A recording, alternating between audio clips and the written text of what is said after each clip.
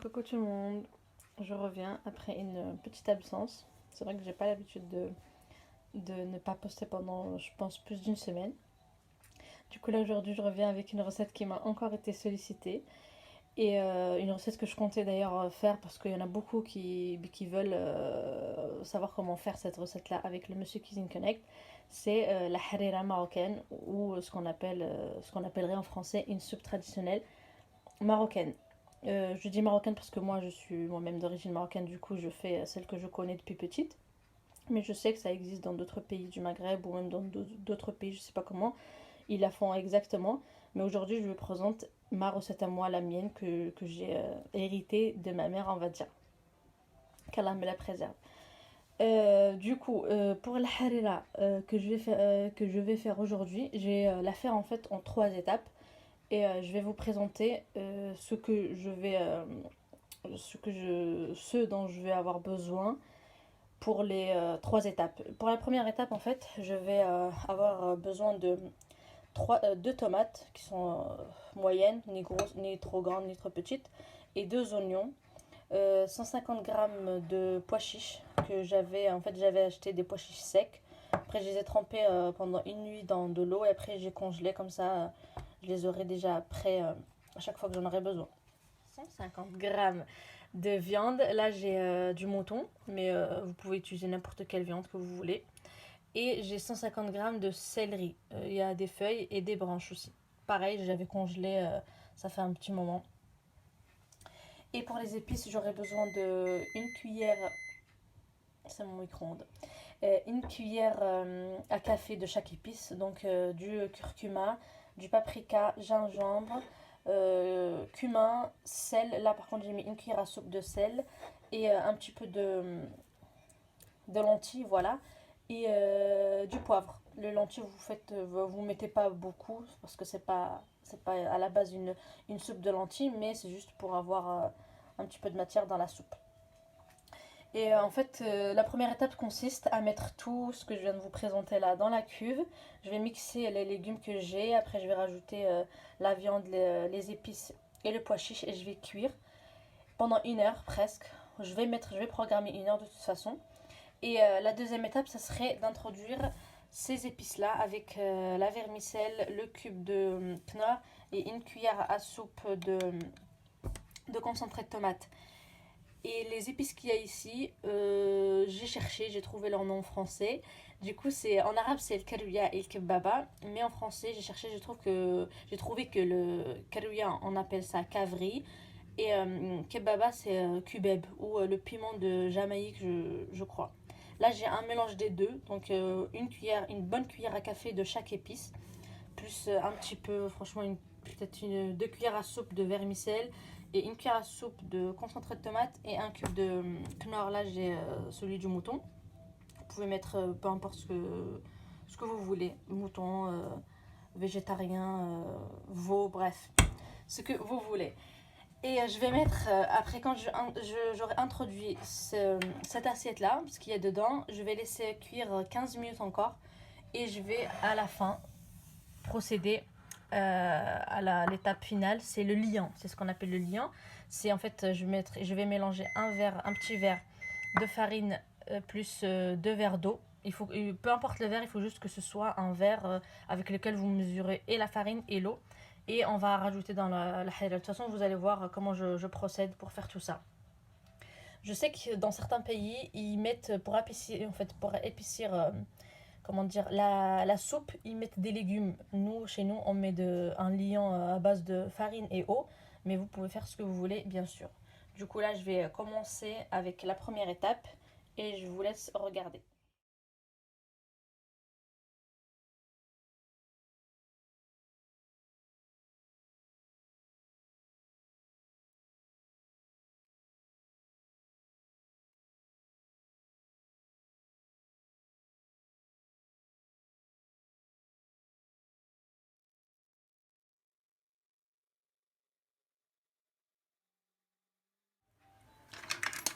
Donc voilà, une fois que j'ai bien mixé pendant 1 minute tout ce que j'ai mis dans mon bol avec...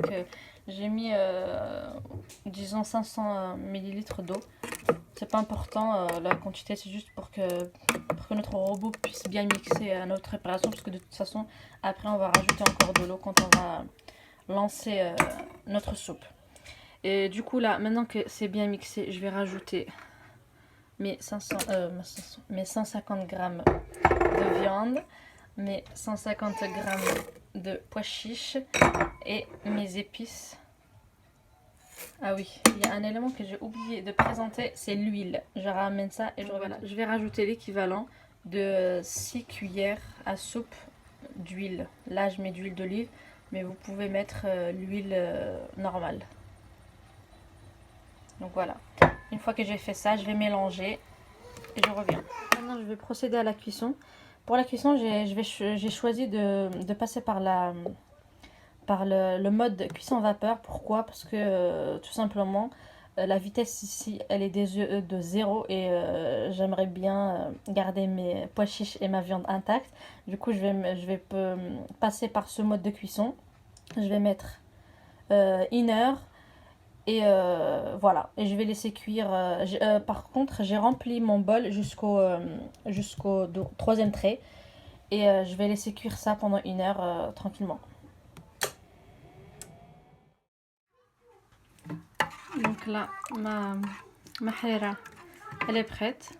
En fait, pour savoir si on peut passer à la 2e étape ou pas, il faut juste goûter les pois chiches et la viande. Et si elles sont cuites, bah c'est qu'on peut passer à la 2e étape. Là du coup moi je vais rajouter mes épices, le cavri, je pense, oui c'était ça, le cavri, le poivre de Jamaïque ou comment on l'appelait déjà, QBB je crois, QBB, voilà, je vais y arriver. Le concentré de tomate, une grosse cuillère à soupe de concentré de tomate et un peu de vermicelle. Du coup là je vais tout mettre, et un cube de Knorr, pardon. Je vais tout mettre dans mon robot et je vais relancer encore une fois 20 minutes ou attendez, je vais mettre 15 minutes, ça suffit largement. 15 minutes à 120 degrés. Voilà. Donc après 15 minutes de cuisson vapeur pareil, la harira, elle est presque finie. On va procéder à l'étape 3 qui est de rajouter le liant. Mais avant ça en fait, je vais re-remplir mon bol d'eau jusqu'au 3e trait pour avoir un maximum de harira.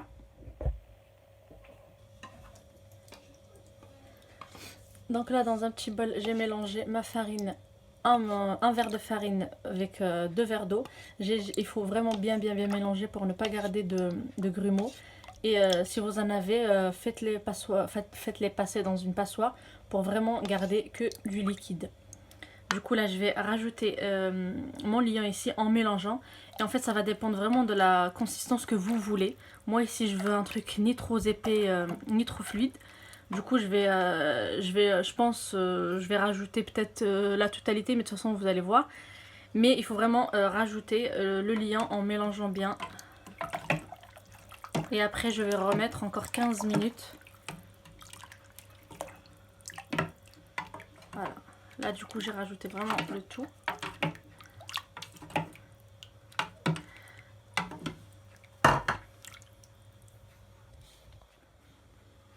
Du coup pour l'étape finale, je vais programmer 15 minutes. Bon, ça va être plus vite au doigt. 15 minutes. Là je vais mettre marche à gauche, vitesse 1. C'est juste pour que ça me mélange un petit peu ma soupe.